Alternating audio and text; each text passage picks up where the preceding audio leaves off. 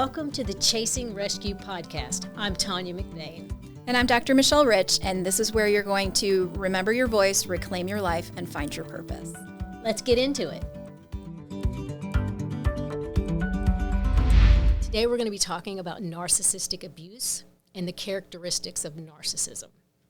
I'm Tanya McBain, and this is my co-host, Dr. Michelle Rich. So the question I want to start with is, when you first get a client and they don't know that they're in an emotionally abusive relationship or they're not ready to tell you and they're minimizing what's going on, how do you handle that? So that's a really great question, because most of the time when I get clients, at least historically, now it's starting to be more people are reaching out because they're aware that they're in a narcissistic abuse relationship situation. But there have been a lot of times where clients come to me for something completely unrelated, or so they think. And so just with any client, when I first am meeting with them, I ask a lot of questions. And so a lot of our time is spent, especially in the beginning couple sessions, just kind of getting a history and kind of figuring out what is the issue that they're struggling with and why they decided to come to therapy. But I ask a lot of questions. And when I start to see red flags, and I'm starting to kind of see that, oh my gosh, is there some narcissistic abuse going on?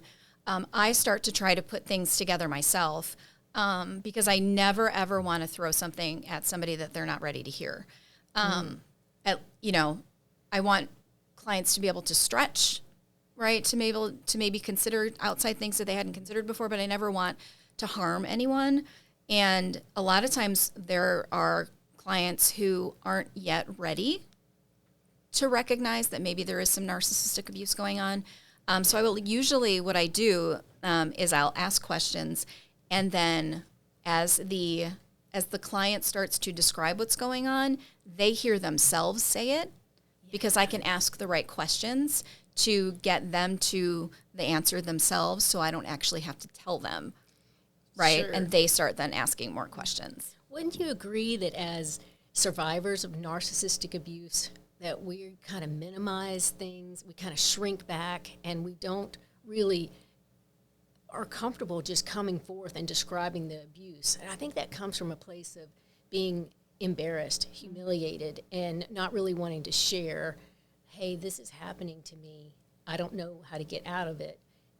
Or they, like myself, I had been emotionally abused for so long, I didn't even realize the level I was being abused at, and I was accepting more and more and more. So, when I went in and talk about, the first therapist I saw, I'm sure they were like, oh my goodness. So Yes. And so many times clients, and even just survivors that I talk to on, social media or just in general daily interactions, they do minimize so much because they've been conditioned to minimize their needs, their wants, and to feel like if they want anything, they're asking too much, or they're being too sensitive or too demanding.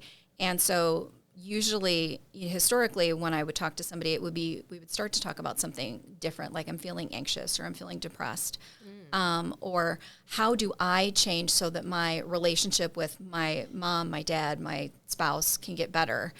And they put the ownership all on them. And that's interesting, and we were talking about this earlier, where the percentage of narcissists that people think there are in the world.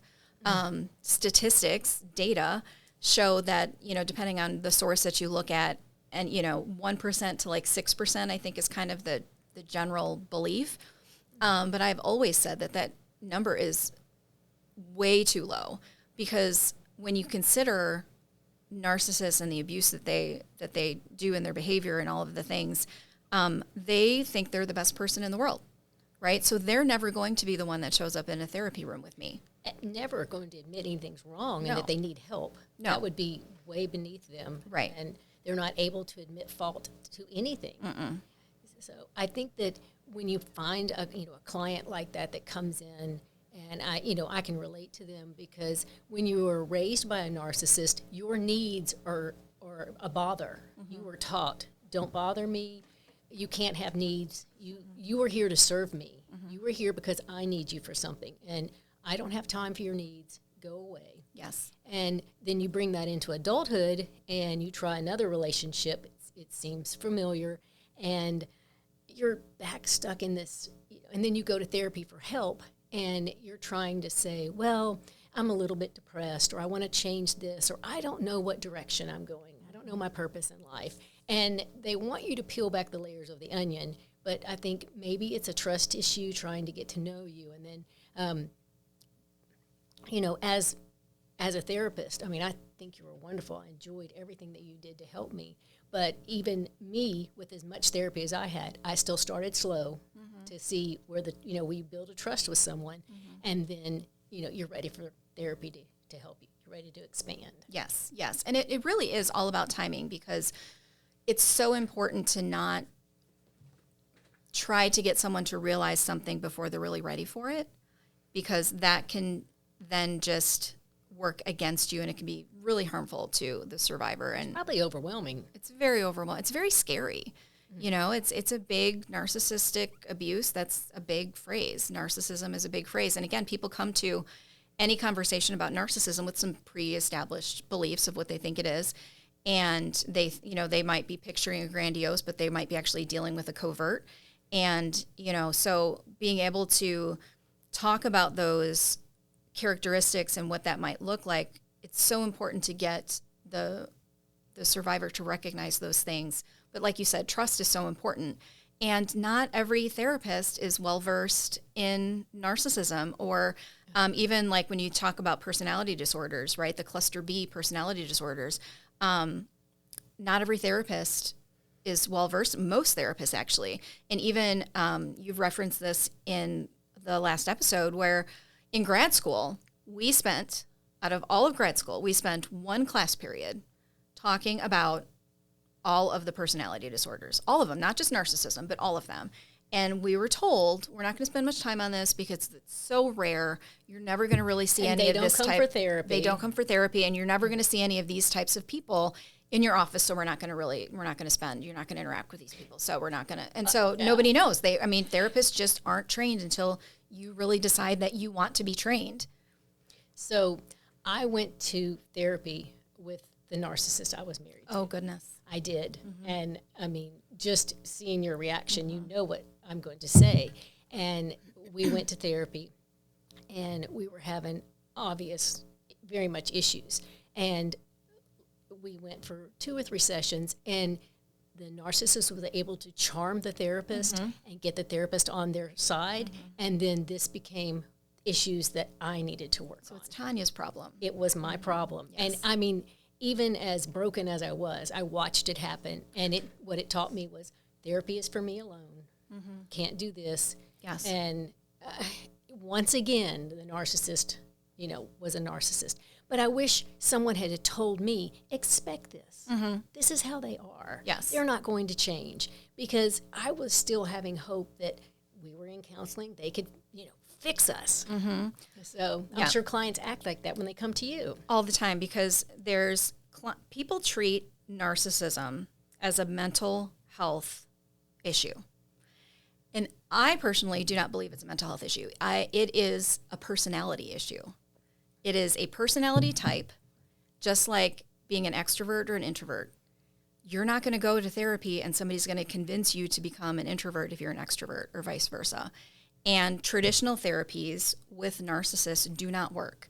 So if you were going into therapy with a narcissist, or anybody's going into therapy with a narcissist, and they go to that therapy thinking, this is a we problem. Well, that's the first thing that's working, right? That's the first mistake, because narcissists go into therapy thinking it's a you problem, right?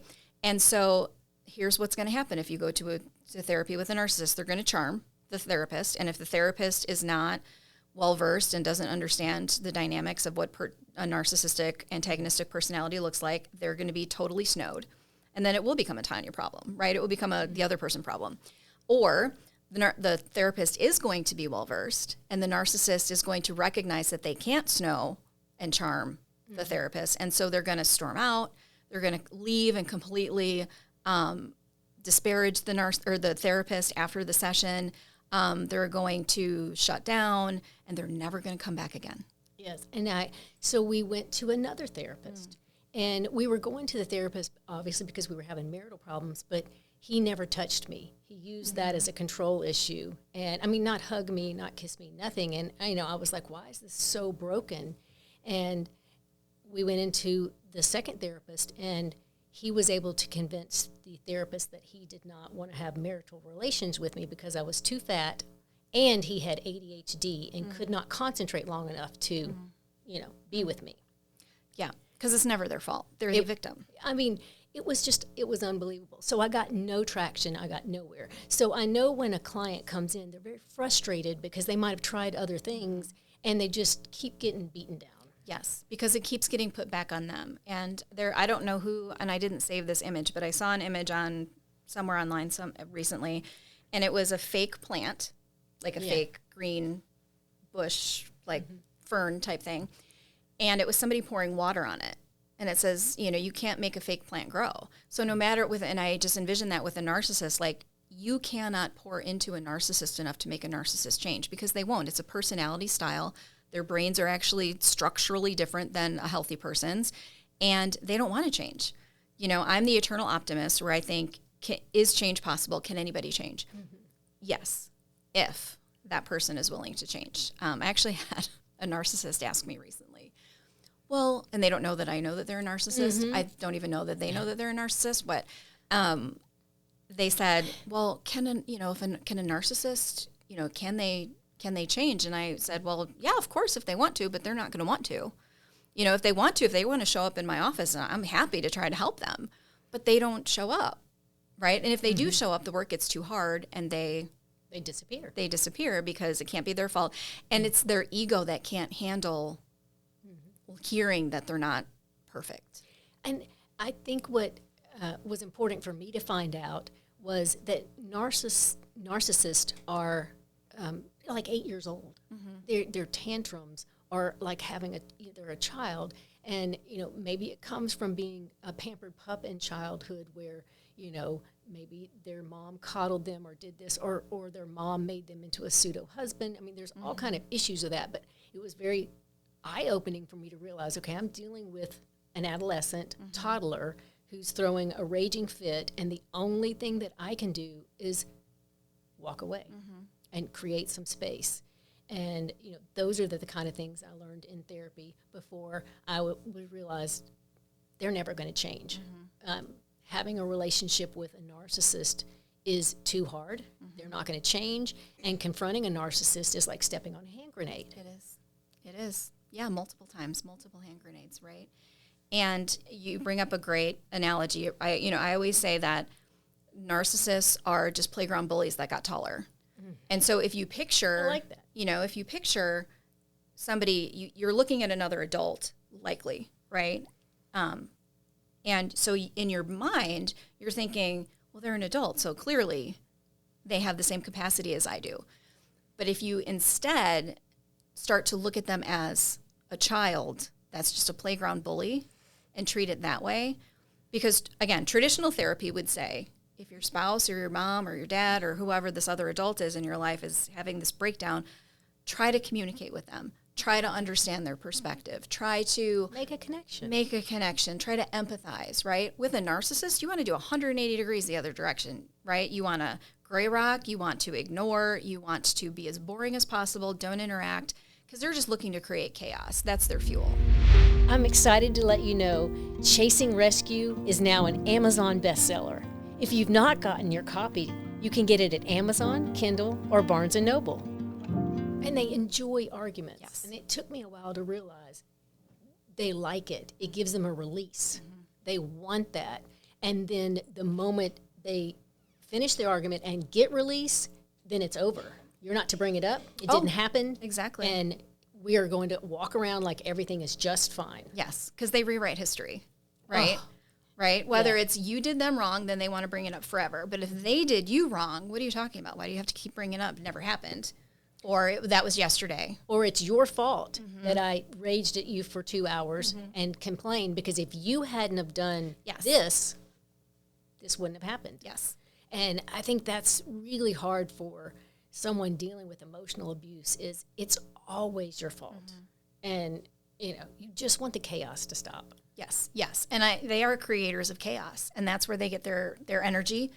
Excuse me. And another thing I always say, if they cannot find it, they will create it, because they like that excitement. They like that push-pull. They like the tug of war. They like watching us try to fall all over ourselves to get them to finally hear us. And that's one thing that keeps us stuck, right? Where we feel like maybe this time is the time that I can explain it enough. I can explain it the right way. Surely they'll hear my heart and they'll want to work on things. They'll see how they're hurting me. They'll want to change. And it's like trying to reason with a crocodile. It is. You bring up a very good point, because say you go to the narcissist and you're like, hey, I just wanted to talk to you about, this. I really wish this would have happened. And, why, what's going on here? And then all of a sudden they're very angry at you because you confront them, and then they become the victim. Mm-hmm. They are the victim. Mm-hmm. I do everything for everybody around here. Mm-hmm. I pay for everything. I make you have the best life ever. No one appreciates me here. Fine, I'm just going to leave because you obviously don't want me here. And it just escalates into this. I made a comment. I asked a question. Right. And you have to remember, this is an adolescent toddler. Right. Because again, in traditional therapy, that's what the therapist would recommend, right? If it was a couple trying to make the couple better, they would say, approach your partner, approach your parent, approach your child or your friend or your boss or whatever, and say, this is what happened. I really felt whatever, and I would really, can we talk about it? And in a non-narcissistic person, not everybody, but the hope is that they would say, okay, well, let's talk about it. And you could go to somebody, you go to your friend and say, hey, you gossiped about me. I heard about it. It hurt my feelings. Let's not do this again. You're my trusted friend, and I came to you with that because I needed to lean on you. Mm-hmm. So, I love you. I forgive you. Let's move forward. A non-narcissist goes, yeah, my bad. I'm so sorry. Yeah. And I didn't mean to do that, but it just kind of, they were hurting, and it just kind of told your story. Well, you do that with a narcissist, and again, you're stepping on a grenade. It's a huge fight. It's not their fault. And how dare you? Mm-hmm. How dare you? Mm-hmm. Try to come at me with that. Right. You know how I am, right? Or the flying monkeys will be like, you know how they are. You should just leave them alone. Or you should have known better, right? There's that, oh, you should have known better. Or they're just sensitive, or that, that kind of thing where, again, you're being dismissed. And your feelings are being dismissed, and they're the victim, and the ownness then is becoming on you for you to be the one to change your behavior so that they're not triggered or upset or had any consequences or whatever. Mm-hmm. And your point about them being the victim, right? It's the DARVO, deny, accuse, reverse, victim, and offender, where you come to them as truly the victim of something that they've done, that you have black and white proof that they've done, pictures or whatever. Mm-hmm. You have the T-shirt showing that they did this thing, and they will still bold-faced lie, deny it, then they'll accuse you of something, and then they'll reverse, right, that victim and offender role. And they're just the eternal victim. And you can't use traditional approaches with people like that, because they will always, even something as simple as, wow, I was really excited for us to go out, spend the day together today. Too bad it's raining. Well, I didn't mean for it to rain. Like, everything is a personal affront to them. Yes. It's That's exhausting. a very good way to put it. It's exhausting. It is exhausting. And I think that's why it's so important to go to therapy, or to have a book with tools in it, or to listen to a podcast, to get the tools that you need so that you can move forward. Because going to the narcissist and confronting them is not an option. No. You cannot do that. No. But you still need outlets for help. Correct. Whether you've decided, I am staying in this relationship, I'm leaving this relationship, you still need the tools to navigate what you're doing. Yes. And the good news is there are tools. There are so many people now that understand what narcissism looks like and how to deal with it, not just throwing traditional therapy approaches at it, right? To where you just end up feeling like you're in a deeper hole when you've tried all of these things and they don't work, because then you're going to internalize that and think, oh, maybe the narcissist is right. Maybe it is me. No, it's not you. It's that you can't pour water on a fake plant and expect it to grow, right? Yeah. And so the tools that are out there, are plentiful. You want to make sure, of course, that you're listening to tools that are, again, not based on traditional approaches, but dealing specifically with narcissists. because there's so much more now known about narcissism and the brain and how it works and the personality and all of those things, to know what actually works. And people ask me all the time, like, I really want to confront the narcissist. Well, but don't you think that's because they have the need to be heard and they Absolutely. want that gotcha moment because do. they know they're right. And Yep. I know what that is like. You want that. But you know a narcissist won't change. You can't control a narcissist. You didn't create the narcissist. Correct. So that's where therapy is so good. And you're very good at that, of just saying, well, here's your choices. You can confront the narcissist, step on the grenade, or you can do it this way or this way, and give alternatives to that. Right. And like you mentioned, if you know what you're doing, or you know what you can expect, you know, kind of like if you're going to, when you mentioned, if you're going to stay with the narcissist, because some people can't get away from the narcissist for whatever reason. And I never want to make those people feel like, oh, you're making the wrong choice. They get to choose whatever they want to. Sure.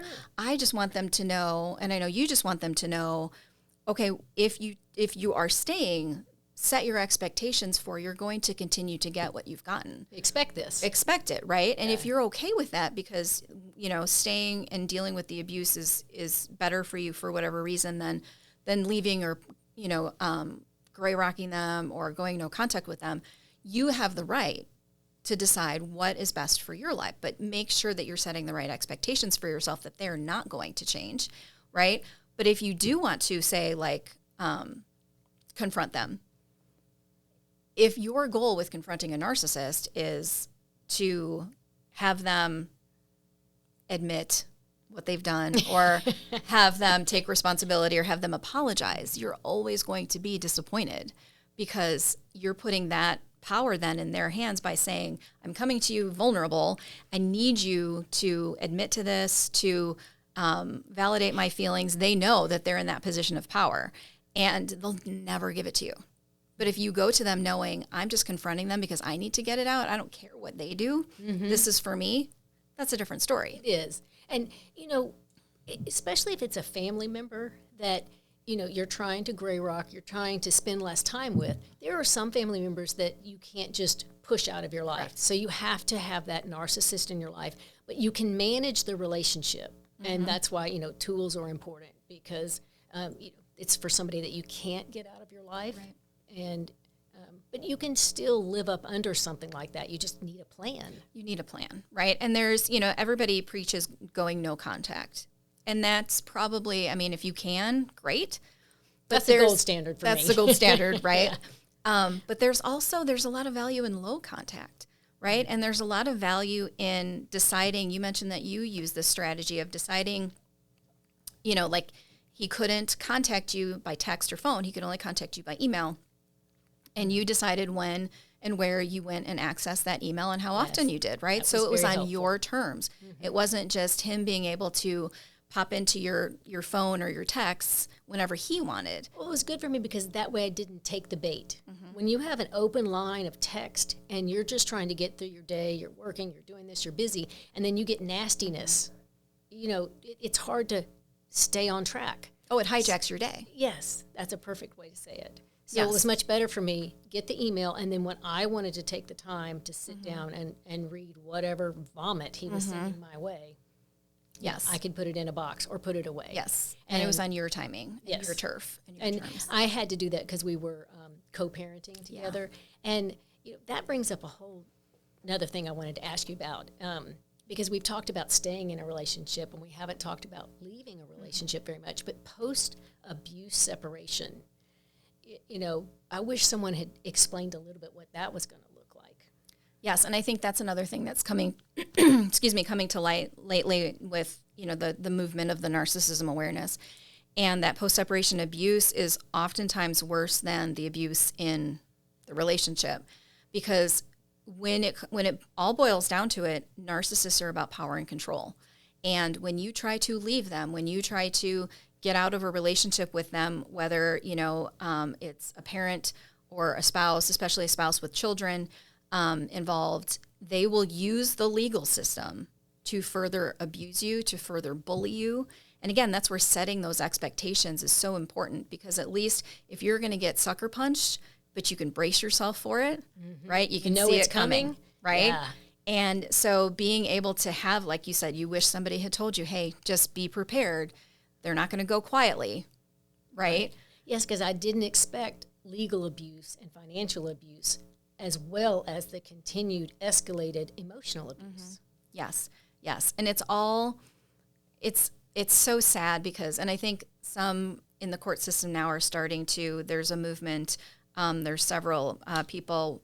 One Mom's Battle is one who is really kind of just a huge movement to try to get the court system to be aware of how narcissists are using the court system and like basically Abusing their partner, their kids, whoever it is, and they're making a mockery of the judge and the attorneys because the judges and the attorneys, the GALs, they have no idea what's happening, and they're believing the victimized narcissist, right? Well, and they're very good at it. And they're so good at it. Watch them charm everybody else. Why wouldn't they charm the judge? Exactly. And then, then they say things like they will, they'll file pointless motions just to drag things out. Or if one has more financial lawsuits just to drain the finances. If one has more financial means or one has more time freedom to go to court, but the other parent has to stay with the kids because the narcissistic parent doesn't parent and they can just go and do whatever they want. They'll file these motions just to make it harder on the other parent or the other person who has to find a way to either pay for the court costs or find time to be able to go and take off work or to have a sitter to watch the kids, find transportation to get there. The ways that they do this are just so evil and devious and manipulative. And the court system, the people in the court systems, some are seeing it, thankfully, but so many are just being... And what I found was going through my divorce is he wasn't interested in settling the divorce. He was enjoying the process of making me miserable. That was actually fun for him. It was actually okay. And he didn't want to be divorced because that looked like a stain on his ego, a stain on his personality. It was a stain on his image that he had made up. Yes. And so he had to win. Yes. And in order for me to get divorced, he had to feel like he got everything that he wanted. And I just wanted out. At this point, I knew that he was not going to be fair. So, but it would have been better for me if I had been a little bit more prepared and had some tools. I didn't even know I was dealing with narcissism. I knew that I was being abused emotionally, but I hadn't put all that because it's been a minute since I got divorced from the narcissist. So, but yeah, you think divorce is never simple or comfortable or even in the best case, right? There's emotions involved and kids and all of the things. But when you go in thinking that you're going in just with a normal person, but the devil shows up. And if they have somebody that they can manipulate or they have an attorney who is just willing to take all of the money, to have as many lawsuits as possible or whatever, it's so abusive. And I think by, you saying that you wish somebody had been able to tell you, be prepared for this. It doesn't necessarily make it easier, but in some ways it makes it a little less painful or less traumatic. Well, I think you summed it up. I mean, a great takeaway was if you're going to get sucker punched, you need to be able to brace yourself. And I was getting sucker punched and didn't know what was coming next. And so that made it a little more difficult. Yes. And I wanted out at all cost. So I had just had enough. And we all get to that moment where you've had enough. And if you're not there, that's okay. Yes. And it's all about process. It's all about timing. It's all about being ready because, it's just like anything. You can't force somebody to be ready for something, especially when it's something like this where it's going to take so much of your energy, your money, your time, your emotion, all of the things. And also when you're trying to break away from a narcissist, their number one thing is power and control. And when you try to leave, that's one thing. My first thing is always safety. It is the most dangerous time for especially a woman when she's trying to leave this narcissistic relationship. And so to be prepared that it will likely escalate especially in the beginning. That's a wonderful segue. We're going to wrap up and we will discuss more of what Michelle was talking about in our next episode. For more information on surviving narcissistic abuse, like, share, comment, and subscribe. so you can continue to get the support you need on your healing journey.